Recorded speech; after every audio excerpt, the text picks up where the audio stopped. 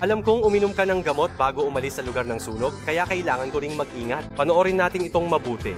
Abisuhan ang lahat sa loob ng bahay na sabay umalis. Bago umalis, tandaan patayin ang anumang electrical appliances at stoves. Isara ang pintuan sa harap pag-alis upang maiwasan ang pagkalat ng apoy. Pagkatapos, gumamit ng matigas na bagay gaya ng susi para basagin ang salamin ng fire alarm bell sa hagdanan at i-activate ang fire alarm. Ito ang pinakamabilis na paraan upang ipaalam sa lahat ng residente sa gusali na may naganap na sunog. Kung may mga matatanda, may kapansanan o may kapansanan na nakatira sa iyong lugar, mangyaring tulungan silang umalis kung maaari. Tandaan, kapag aalis sa istasyon ng bumbero, huwag sumakay sa elevator. Gamitin ang hagdanan upang umalis sa gusali at iwasan ang pagtulak o pagtulak sa isa't isa. Kapag tumatakas, huwag ipagwalang bahala ang panganib at subukang ipak ang iyong mahahalagang bagay. Gayunpaman, kung pinahihintulutan ng pangyayari, may ilang bagay na inirerekomenda naming dalhin mo, kasama ang iyong susi sa pinto kung sakali.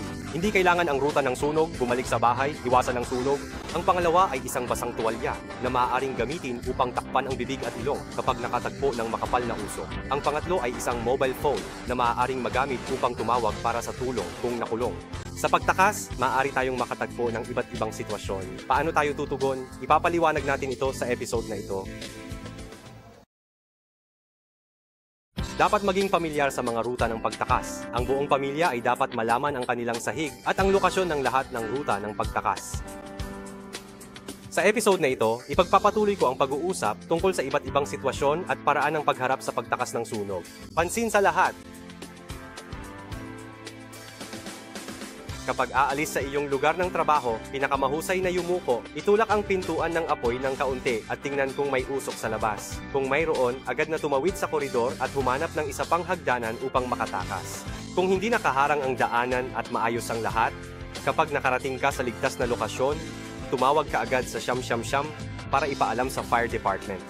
Kapag dumating ang mga bumbero, ipaalam sa kanila ang sitwasyon sa pinangyarihan.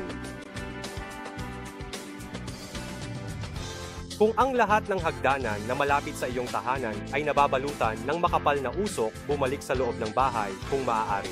Kung nakatagpo ka ng usok, dapat kang gumapang sa lupa dahil ang mainit na hangin ay tumataas habang ang hangin na malapit sa lupa ay mas malamig at may mas kaunting usok. Pagkatapos bumalik sa loob ng bahay, gumamit ng packing tape o mamasa-masa na damit upang isara ang pinto upang maiwasan ang usok na pumasok sa bahay. Susunod, agad na tumawag sa siyam upang ipaalam sa departamento ng bumbero, malinaw na sabihin ang iyong lokasyon at iwagayway ang matingkad na kulay na damit sa labas ng bintana upang ipakita sa mga bumbero ang iyong lokasyon.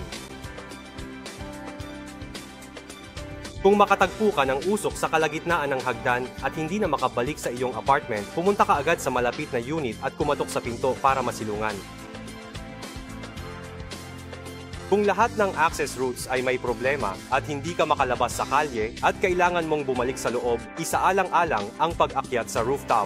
Gayunpaman, ang rooftop ay pansamantalang kanlungan lamang, hindi ang pinakaligtas na lugar dahil patuloy na kumakalat ang usok at apoy pataas. Ang sinasabi,